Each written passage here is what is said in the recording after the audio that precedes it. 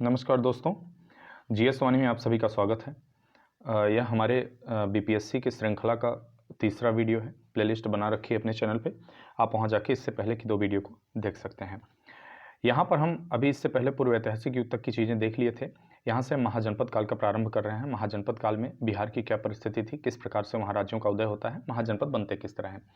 तो 6ठी शताब्दी ईसा पूर्व में छोटे छोटे राज्यों का संगठन बनता है और वे महाजनपद का रूप ले लेते हैं। शुरुआत इनकी जन से होती है, जन से जनपद बनते हैं और जनपद से महाजनपद बनते हैं। इन छोटे राज्यों में सभी एकत्रित होकर जो संघ का निर्माण करते हैं, उन राज्यों में मगध सर्वाधिक शक्तिशाली राज्य बन के उभर के आता है, जो लगभग पूरे महाजनपद काल में और पूरे 6ठी शताब्दी ईसा पूर्व में केंद्र में रहा है और उसी के शासक कहीं न कहीं बिहार में, समस्त बिहार में राज्य किए हैं। और बिहार में मुख्य रूप से 3 महाजनपद आते थे, अंग, मगध, लिच्छवी। इनका उल्लेख आपके जो है महाभारत में भी मिलता है। इसके अलावा विभिन्न प्रकार बौद्ध ग्रंथों में भी इनकी जानकारी प्राप्त होती है। तो यहाँ हम उनसे संबंधित समस्त प्रश्नों को देखने वाले हैं जो आपके परीक्षा में आने वाले हैं। 6ठी शताब्दी ईसा पूर्व में भारत में 16 महाजनपदों का उदय हुआ। इनमें से कितने महाजनपद वर्तमान बिहार के क्षेत्र में स्थित थे? तो इनमें आपके 3 थे। अभी भी मैंने बोला 16 महाजनपदों के बारे में जानकारी बौद्ध ग्रंथ अंगुत्तर निकाय से मिलती है और जो 3 महाजनपद थे वो अंग, मगध और लिच्छवी थे। निम्न में से कौन सा महाजनपद वर्तमान बिहार के क्षेत्र में स्थित नहीं था? तो जो वत्स था, वत्स बिहार क्षेत्र में स्थित नहीं था। बिहार के किन क्षेत्रों में अंग महाजनपद स्थित था? तो वो आपके भागलपुर और मुंगेर में स्थित था। अंग महाजनपद की राजधानी क्या थी? अंग महाजनपद की राजधानी चंपा थी। बुद्ध के समय तक चंपा की गणना भारत के 6 महानगरियों में की जाती थी। बिहार के पटना और गया का जिला किस महाजनपद में स्थित था? तो वह मगध में स्थित था। मगध महाजनपद की राजधानी थी गिरिब्रज, राजगीर। मगध तथा अंग महाजनपद को कौन सी नदी पृथक करती थी? तो वो चंपा नदी थी। चंपा नदी मगध और अंग महाजनपद को अलग करती थी, यह उसकी प्राकृतिक सीमा का निर्धारण करती थी। बिहार में स्थित कौन सा महाजनपद 8 राज्यों का एक संघ था? वज्जी 8 राज्यों का संघ था। वज्ज संघ में कौन सा राज्य सम्मिलित नहीं था? तो उसमें जो चेदी राज्य था वो सम्मिलित नहीं था। वज्ज संघ की राजधानी क्या थी? वज्ज संघ की राजधानी वैशाली थी और लिच्छवी की राजधानी वैशाली थी, तो लिच्छवी वहां पे राज करते थे। बिहार के भागों में स्थित कौन सा महाजनपद में गणतंत्र था? निम्न में से कौन सा गणतंत्र था? तो वज्जी था। ईस्वी पूर्व 6ठी सदी में विश्व की प्रथम गणतंत्रात्मक व्यवस्था कहाँ थी? वैशाली में। मगध की प्रथम राजधानी कौन सी थी? गिरिब्रज, राजगृह। प्राचीन भारत के 16 महाजनपदों में एक था, तो वो था अंग। विश्व का पहला गणतंत्र वैशाली में किसके द्वारा स्थापित किया गया था? लिच्छवियों के द्वारा। अब आगे देखते हैं जैन धर्म। चूंकि देखिए 6ठी शताब्दी ईस्वी पूर्व में ही जैन धर्म और बौद्ध धर्म का उदय होता है।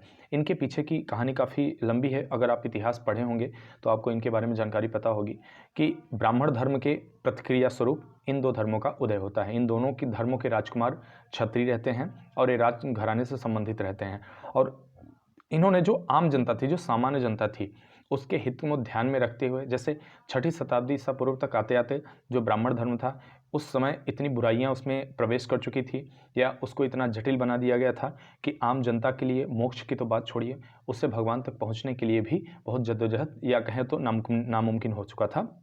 उसी दौरान ये 2 राजकुमार निकल के आते हैं और ये कठोर साधना करते हैं।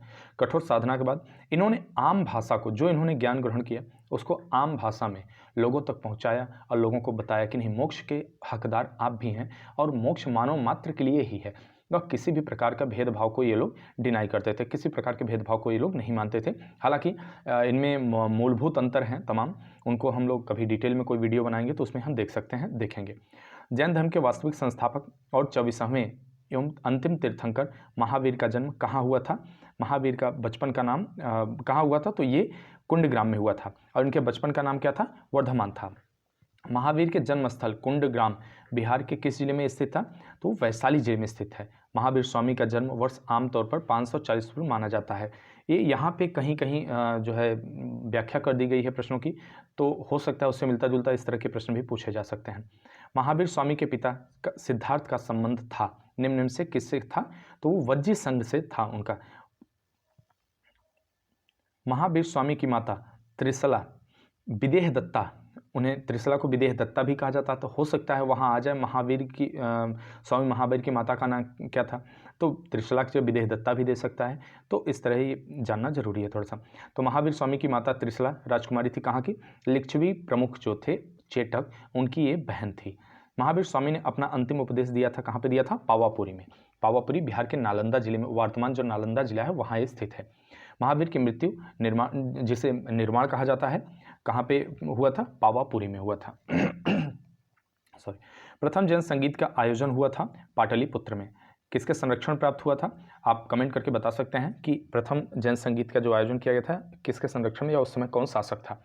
प्रथम जन संगीत का आयोजन किसके शासनकाल में हुआ था, तो लीजिए प्रश्न भी यही है, चंद्रगुप्त मौर्य के शासनकाल में। प्रथम जन संगीत की अध्यक्षता किसने की थी, तो वो स्थूलभद्र ने किया था। प्रथम जन संगीत का आयोजन पाटलिपुत्र में हुआ था, जिसमें कार्य हुए, क्या क्या कार्य किए गए थे उसमें, तो उसमें जैन धर्म के महत्वपूर्ण 12 अंगों का प्रणयन किया गया था एवं जैन धर्म के 2 भागों श्वेतांबर और दिगंबर में विभाजन हुआ था। देखिए यहाँ पे ध्यान देने वाले थे, जो श्वेतांबर और दिगंबर थे इनके बारे में आप लोग जरूर पढ़ लीजिएगा, यहाँ से जरूर प्रश्न आ जाते हैं, कौन श्वेतांबर होते थे, कौन दिगंबर होते थे। श्वेतांबर जो होते थे वह सामान्यतः सफ़ेद वस्त्र धारण करते थे, और जो दिगंबर होते थे वह नग्न रहते थे पूरी तरह से, वे दिशाओं को ही अपना वस्त्र कहते थे। तो इसमें जो है सैद्धांतिक अंतर हैं अपने अपने, वो अलग बात है। जैन धर्म के 12वें तीर्थंकर वसु पूज्य की जन्मस्थली थी चंपा। आते हैं बौद्ध धर्म के बारे में। अब बौद्ध धर्म के संस्थापक गौतम बुद्ध ने गृह त्याग के उपरांत सर्वप्रथम गए थे, कहाँ गए थे, वैशाली के समीप अलार कलाम। अलार कलाम मुख्य रूप से सांख्य दर्शन के जो है सांख्य दर्शन के जो है उपासक थे, या कहा जाए तो उसके जो है फॉलोअर्स थे, जो है सांख्य दर्शन को मानते थे। इनके पास बुद्ध शिक्षा के लिए गए थे, इन्हें लगा था कि ये तात्कालिक जो उस समय का समय है, सर्वाधिक विद्वान व्यक्ति हैं और ये मुझे कहीं न कहीं ज्ञान का मार्ग दिखा सकते हैं, लेकिन उन्हें वहाँ भी निराशा मिली थी। उसके बाद बुद्ध ने स्वयं का रास्ता अपनाया था, इसलिए बुद्ध का उपदेश भी कहा जाता है, बुद्ध का जो वाक्य है वो कहते भी हैं अपदीपो भव, मतलब स्वयं दीपक बनो। गौतम बुद्ध को कहाँ कौंडिन्य और 5 ब्राह्मण मिले थे, तो ये उरुवेला बोध गया में कौंडिन्य 5 ब्राह्मण मिले थे, जो इनके जो है प्रथम शिष्य भी बने थे। गौतम बुद्ध के प्रथम 5 शिष्य भी बने, इन्हीं को उपदेश दिया गया था सारनाथ में, इन्होंने जो प्रथम उपदेश दिया था इन्हों को दिया था। गौतम बुद्ध को ज्ञान प्राप्त हुआ था कहाँ पे, बोध गया में। गौतम बुद्ध को किस नदी के किनारे ज्ञान प्राप्त हुआ था, गौतम बुद्ध को निरंजना नदी के किनारे ज्ञान प्राप्त हुआ था। उन्हें ज्ञान की प्राप्ति बोध गया में निरंजना नदी के किनारे एक पीपल के वृक्ष के नीचे हुआ था। देखिए इससे संबंधित प्रश्न लगभग सभी परीक्षा में पूछे जाते हैं, किस नदी के किनारे और कौन से वृक्ष के नीचे हुआ था। राजगृह में आयोजित प्रथम बौद्ध संगीत में कौन से कार्य हुए, तो उसमें बुद्ध की शिक्षाओं का संकलन सुत और विनय पिटक में हुआ, ऑप्शन बी। द्वितीय बौद्ध संगीत का आयोजन वैशाली में हुआ, इसमें किए गए कार्य क्या थे, ऑप्शन ए सही है इसका। बौद्ध धर्म 2 भागों में स्थाविर और महासंघिक के रूप में विभाजित हुआ। 7वां तृतीय बौद्ध संगीत का आयोजन पाटलिपुत्र में हुआ, इसमें किए गए कार्य क्या थे, इसका ऑप्शन डी सही है। कुछ कठोर नियम बनाए गए और अभिधम्म पिटक का संकलन किया गया। निम्नांकित में किस नगर से महात्मा बुद्ध का घनिष्ठ संबंध रहा है, तो इन सभी से रहा है, बोध गया से भी रहा है, राजगीर से भी रहा है और वैशाली से भी रहा है। महात्मा बुद्ध ने पाटलिपुत्र के विनाश के कारणों की भविष्यवाणी की थी, उनमें सम्मिलित कौन थी, ये समस्त थी, बाढ़, अग्नि और आंतरिक कलह। देखिए प्रश्न नंबर 8 जो है इसमें बोध गया, राजगीर, वैशाली, तो बोध गया विशेष रूप से संबंधित है बुद्ध से, तो यहाँ आप कमेंट करके बता सकते हैं कि बोध गया कैसे बुद्ध से संबंधित है और उस क्या कारण है, ये कमेंट बॉक्स में आप बता सकते हैं। बोध गया में महाबोधि मंदिर बनाया गया है, बोध गया महाबोधि मंदिर बनाया गया कहाँ पे, गौतम बुद्ध को ज्ञान प्राप्त हुआ था यहीं पे, ठीक है। प्रसिद्ध बौद्ध सारिपुत्र का जन्म कहाँ हुआ था, इनका हुआ था नालंदा में। अब देखते हैं मगध साम्राज्य का उत्थान।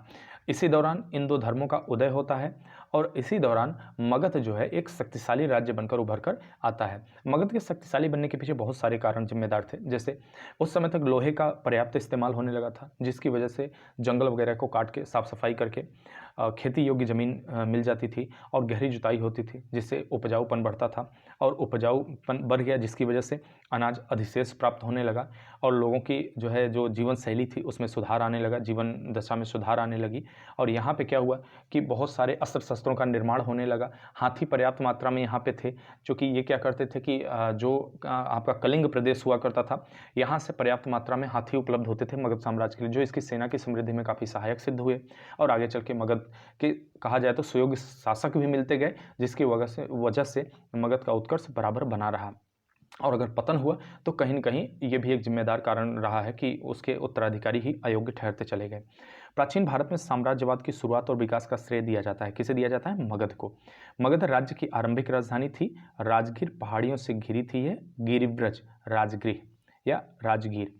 महाभारत और पुराणों के अनुसार मगध का सर्वप्रथम राजवंश था, ये बृहद्रथ था। बृहद्रथ राजवंश जरासंध के पिता बृहद्रथ से प्रारंभ होता है, और जरासंध का उल्लेख महाभारत में भी मिलता है। और यहाँ भी आप ध्यान देंगे कि जरासंध का वध भीम ने किया था, और इसका उल्लेख भी यहाँ मिलता है। और उसी दौरान, कहानी के दौरान भी बिहार का भी उल्लेख वहाँ पे किया गया है। मगध जनपद का संस्थापक कौन था? बृहद्रथ तथा जरासंध। मगध साम्राज्य का वास्तविक संस्थापक कौन था? बिंबिसार। वास्तविक संस्थापक, देखो वास्तविक संस्थापक का अर्थ हुआ कि जैसे महाभारत काल में जितना भी उल्लेख किया गया है, या जिन भी कहानियों का, जिन शासकों का, बहुत सारे विद्वानों का उस पर अलग अलग मत है। कुछ लोग इसे काल्पनिक मानते हैं, कुछ लोग उसमें बहुत सारे मानते हैं कि प्रकरण बाद में जोड़े गए हैं।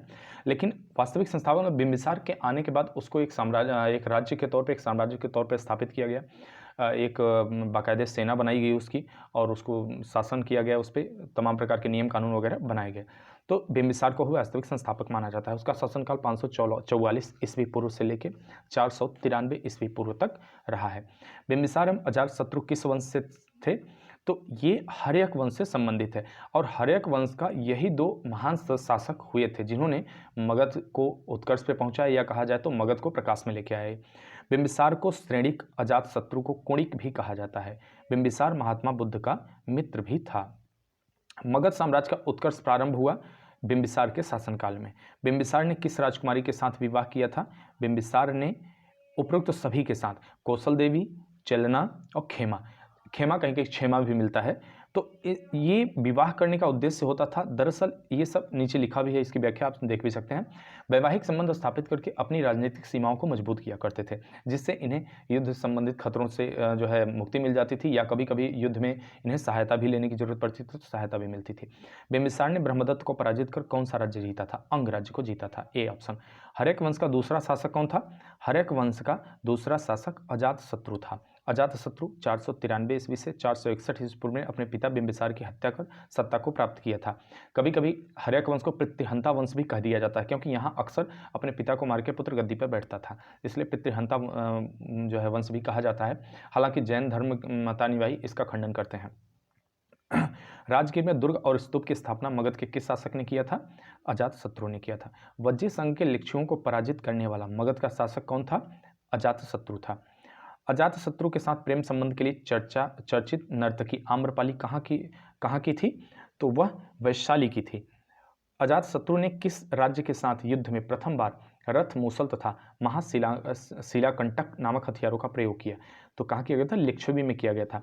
मगध के उत्कर्ष के पीछे ये भी एक वजह था, अभी मैंने थोड़ी देर पहले बताया कि नए अस्त्र शस्त्रों का निर्माण हुआ था, जिसकी वजह से भी आसपास के जो राज्य थे वो इनसे कमजोर हो चुके थे। प्रथम मगध साम्राज्य का उत्कर्ष किस शताब्दी में हुआ था? तो यह ईस्वी पूर्व 6ठी शताब्दी में हुआ था। ये सारे प्रश्न आए हुए हैं, देखिए बगल में लिखा हुआ भी है। पाटलिपुत्र नगर की स्थापना किस शासक ने की थी? पाटलिपुत्र नगर की स्थापना उदयन ने की थी। उदयन ने, अजातशत्रु के बाद उदयन मगध की गद्दी पर बैठा, और उसे उदयभद्र भी कहा जाता है। किस राजा ने पाटलिपुत्र को सर्वप्रथम मगध की राजधानी बनाया? उदयन ने। हर्यक वंश का अंतिम शासक कौन था? हर्यक वंश का अंतिम शासक नागदशक था। हर्यक वंश के उपरांत मगध पर किस वंश की सत्ता स्थापित हुई थी? तो शिशुनाग वंश की सत्ता स्थापित हुई, शिशुनाग द्वारा इसे स्थापित किया गया था। सर्वप्रथम मगध के किस शासक ने गिरिब्रज या राजगृह के अतिरिक्त वैशाली को भी अपनी राजधानी बनाया था? तो ये कौन था? शिशुनाग था। किस शासक ने पाटलिपुत्र को पुनः राजधानी बनाया और तब से मगध साम्राज्य की राजधानी पाटलिपुत्र ही रही? तो यह कालाशोक था। कालाशोक को काकवर्ण भी कहा जाता है। द्वितीय बौद्ध संगीत का आयोजन किसके शासनकाल में हुआ था? तो यह काला अशोक के शासनकाल में हुआ था। आपको बताना है कमेंट करके प्रथम बौद्ध संगीत का आयोजन किसके शासनकाल में हुआ था। द्वितीय बौद्ध संगीत का आयोजन कहाँ हुआ था? द्वितीय बौद्ध संगीत का आयोजन वैशाली में किया गया था और इसका समय था 383 ईस्वी पूर्व। द्वितीय बौद्ध संगीत की अध्यक्षता की थी निम्न से किसने की थी? साबक कमीर ने की थी। साबक कमीर भी कहीं कहीं मिलता है, साबक कमीर भी मिलता है, तो आपको इतना ध्यान रखना है। नंद वंश का संस्थापक कौन था? नंद वंश का संस्थापक महापद्मनंद था। झा एवं श्रीमाली की पुस्तक प्राचीन भारत में नंद वंश का संस्थापक महानंदन को बताया गया है। तो ये सारे फैक्ट्स भी आपको इसलिए याद रखने हैं कि अगर ए ऑप्शन न दिया रहे, दूसरा नाम भी आपको मिल जाए तो आप उसे भी टिक मार सकते हैं, या अगर इन दोनों में से कोई नहीं है तो आप ऑप्शन ई के साथ जा सकते हैं, इनमें से कोई नहीं।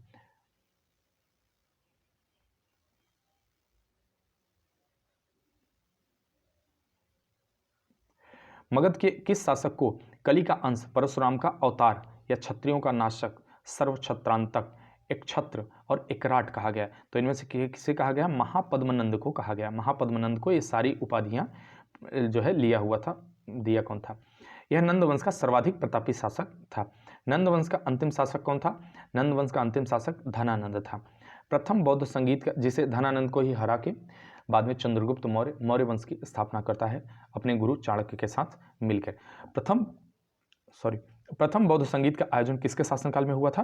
प्रथम बौद्ध संगीत का आयोजन अजातशत्रु के शासनकाल में होता है। इसका आयोजन लगभग 483 ईस्वी पूर्व हुआ था।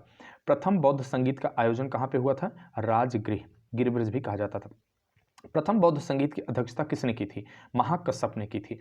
मगध साम्राज्य में कलिंग का विलय सर्वप्रथम किया गया था महापद्मनंद के द्वारा। निम्नलिखित में मगध का कौन सा राजा सिकंदर महान का समकालीन था? सिकंदर महान का समकालीन धनानंद था। सिकंदर के आक्रमण से मगध का शासक धनानंद था।